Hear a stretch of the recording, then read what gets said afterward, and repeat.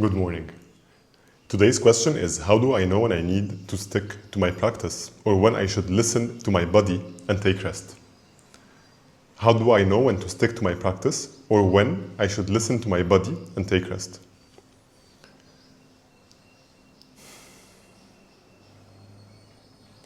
We have to answer this question with a lot of nuance and precision. First, we have to clarify several things in the question. The first thing we need to clarify is, what is my practice? What is my practice? And what does it mean, listen to my body and take rest? We usually start a practice. Why do we start a practice? What is the use of any practice we start? What is the use of any practice we want to master? What is the use of any practice we want to learn at all?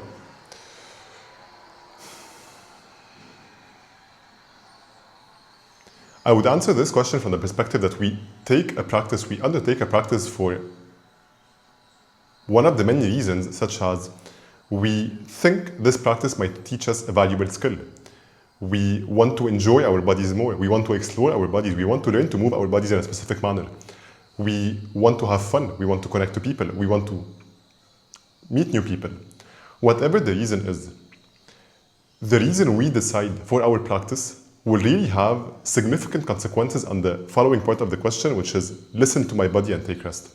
Because, for example, if we start a practice because we want to meet new people, for example, as soon as we have met new people, then the practice loses its significance. We no longer are interested by the practice itself.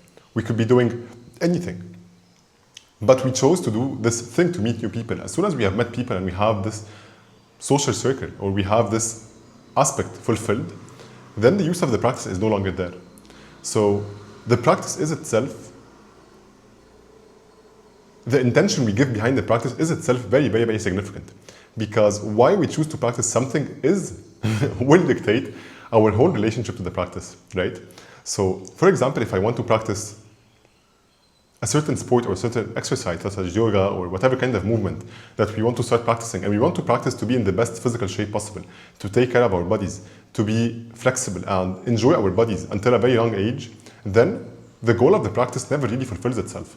Because no matter how flexible we become, no matter how strong we become, no matter how comfortable with our bodies we become, there is always more. And not only there is always more, even more than more. There is also the fact that we never really get to keep anything. In life, in our physical bodies, we never really get to keep anything that we don't practice. If we stop practicing, we lose our flexibility, we lose our strength, we lose all of those things. So now we go back to the question. How do I know when to stick to my practice or when I should listen to my body and take rest? For example, if I speak about myself, if I start a practice, I'm usually starting a practice for many reasons. One of the most beautiful things about the practice as well is the capacity to intend on doing something. Because when we intend to start a new activity, for example, or a new practice, we intend to start a new activity, hopefully with a sense of clarity, with a sense of understanding that this practice will bring us something in life, will bring us maybe the discipline we need, will bring us maybe good health, good movement, good feelings in our bodies, whatever it will bring. We have this moment, we make this decision in a moment of insight, in a moment of clarity. And then the person who follows up with the decision is a whole other story. Because it is very easy to decide to wake up every morning, for example, before going to work or before whatever, and go for a run. It is very difficult for the person who will actually have to fulfill this commitment. So in order for us to have this kind of trust between the person who makes those choices and the person who follows up, we need to intend on things that we can follow up on. And we need to develop this relationship, of this capacity of being able to follow up on our actions and have this conversation and this trust always between the person in us that makes those choices and the person in us who has to follow up on those choices. So when I make a practice, when I choose to make a practice or to participate in an existing practice, first of all, I have to intend, why am I choosing this practice? What do I want to get out of this practice? And if, for example, I want to practice something as discipline, then yeah, of course, we will be tempted by all sorts of things, to skip the thing, to rest. But also the notion of rest is very, very subjective, and we can always do the practice while resting. We can always rest while doing the practice. Resting is not opposite to practicing, right?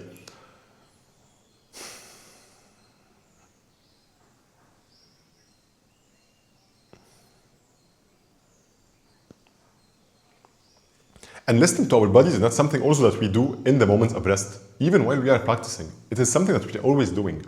Because if we are practicing any kind of physical practice and we are not listening to our bodies while we are practicing, it is very easy to get injured in those moments. It's very easy to push ourselves beyond our capacities and get injured later and need rest.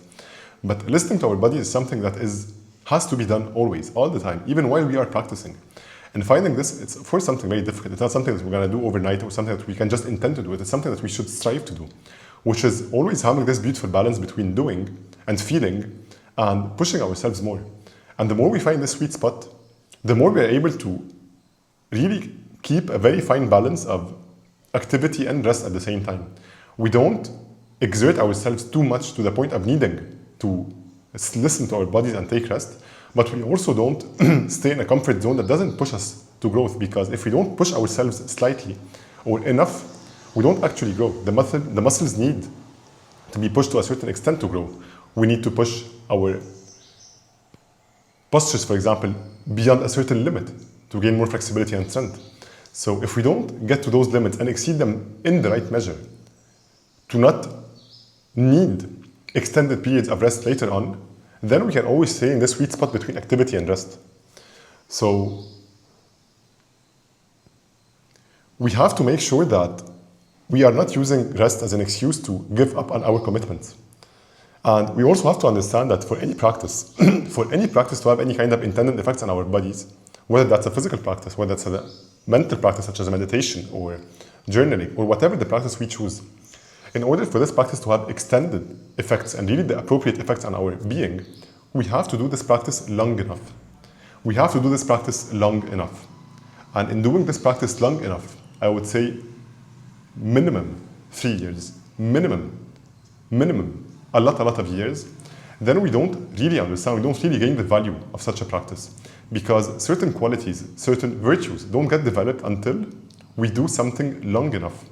Long enough. On the days where we can't, we still do it. On the days where we are sick, and we still do it. On the days where we are too late for everything, but we still choose to take the time to do our practice. On those days, it is under those extreme circumstances or those very difficult circumstances that actually our practice improves. Because then you get to have this felt comfort, this felt reassurance, this felt confidence in yourself that, you know what, sickness doesn't take me away from my practice. Being overwhelmed by so many tasks doesn't take me away from my practice. Being sleepy doesn't take me away from my practice.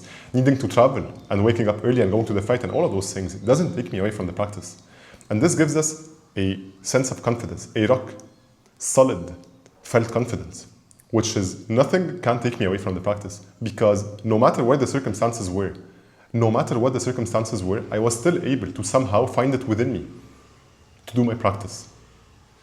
And that's a very beautiful skill in life, because then we get a sense of strength. It's not fake strength. It is a very reliable, proven, experiential sense of strength. No matter all of those circumstances, I was able to find it within myself to do it. And we don't have to. It is not a combat, right? For example, if you are sick, we don't have to skip our practice. We can do it in the minimum way possible. For example, I had a deal with myself to always do yoga every day. And I said, no matter what happens, I will always do my yoga every day. I will always do my meditation every day.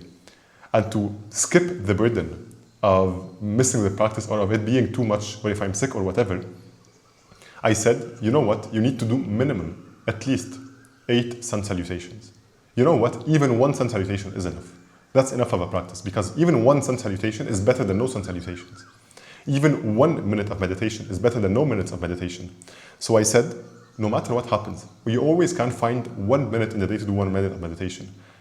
1 minute to do 8 sun salutations, or 1 sun salutation, takes 30 seconds. You can always find this time, even if you're very, very sick, even if you're very, very hurt, even if your body is very, very sore, you can always find it within you to do at least 1 sun salutation, at least 10 push-ups, at least go for a 5 minutes walk. And this is a very, very, very valuable thing. This is a very, very precious thing in life, because then we become we become stronger than circumstances. And then we get more and more complex circumstances. Okay, here is a certain circumstance. Now you're traveling, you have a flight at 6 a.m. in the morning, and the flight is gonna last for 20 hours. You have a layover in the airport, and you'll be at your destination the following day at whatever time. Can you still do your practice? You know what? Yes, I wake up earlier than intended. 1 hour earlier. Is it hard? Yeah, it's very hard to wake up at 2 a.m. in the morning. But then you have this almost new gift, this new superpower that no matter how little sleep I get, I'm gonna still get what I need to get done. And of course, we have to understand that a practice is, of course, in itself very valuable, but also we always get new skills out of our practice, right? When we are doing any kind of sport, for example, we are practicing to get more skill, to enjoy the game even more.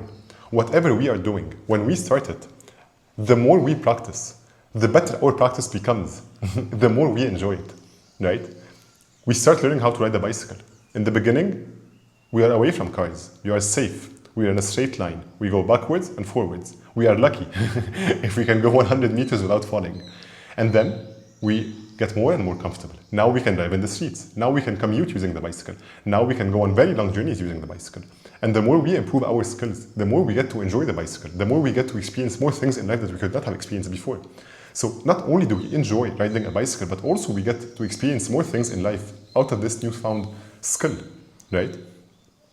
So to go back to the original question, how do I know when to stick to my practice, or when should I listen to my body and take rest? If we want our practice to be something that really transforms the way we live, if we want our practice to be something that we learn life through, that we become wiser in life, that we master more things in life, I would say there is no reason ever to skip a practice. We can always do it little. We can always adapt our practice, but there is never any reason to skip our practice, because hopefully we choose practices that grow us as people, that make us better people, that make us closer to the ideals we would like to become. And in this sense, there is no ever any moment to take a rest from the person we would like to become, from the ideal we would like to tend to. There is no ever any reason to take rest from that, right? Because hopefully this ideal that we set ourselves is something that is actually worth pursuing. And we have to understand that those ideals never actually are static images. If we want to become a fit person, it is a process, it is a way of life. It is not a goal that we will achieve. Nothing in life is a static image that we just achieve. All of those things are always processes. Life is about processes. We never get a result. We always have to put in place certain ways of living, certain frameworks, certain lifestyles, certain habits to always have, so that we are those people. And if, for example, we want to become strong, fit, wise, patient, loving, good friends, hopefully useful to our communities, we have to adopt all of those habits that are very difficult. To become all of those things, we have to practice regularly to be in good shape. We have to practice a lot of restraint over our emotions and over our being, and choosing to behave in very specific ways to become those patient, loving, forgiving people that we want to become. All of those things are processes. We make the choice every single second. Every single second, will I be patient or will I snap and talk in a specific way, right? And so there is never a reason to take rest from being patient. There is never a reason from taking rest, for example, from not working out, because we can always do very little. But there is no reason to ever take rest in this sense, right? Hopefully, for example, we have a working out schedule that is maybe 3 times per week. And so we already have those moments of rest in our schedule. So there is never a reason to skip a week. Because if we skip a week, it means that we say for 1 week, I am not this person anymore. I'm not this fit person anymore. And if I'm not this fit person anymore, then I'm living by another ideal. I don't want it necessarily, but I am it, right? And that's the thing, is that we are not the things that we want. We are the things that we constantly do, that we constantly repeat. And so taking rest from our practice means that we take rest from the person we want to become. And then we are always other people. And this is the huge friction, this is the huge conflict we sometimes live, is that we are not the people we want to be because we always take rest from the practice, from the things that we should be doing.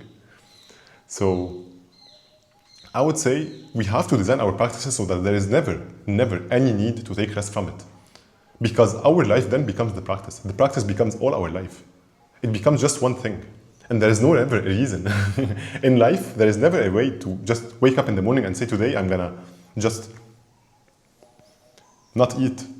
We can do it for 1 day or 2, but it's not a way of living, because 3 of those days, 4 of those days, we still have to eat, we still have to pay rent, we still have to do something. Certain obligations in life are always there, whether we like it or not, whether we feel like it or not. Certain obligations in life are always there. And no matter how much we want to take rest, at some moment we realize there's never any rest to take. There is only organizing our lives in a way that makes us live without ever needing rest. And that's the best life to live, is that how can I design my life so that I never actually need rest, and that all of my life is at the same time ideal in the sense that it makes me the person I want to become if I repeat it long enough. And also it doesn't exhaust me, or it doesn't burn me out, or it doesn't extend me beyond my capacity so that I need to take rest and fall into those moments of extra energy and then relapse, extra energy and then relapse.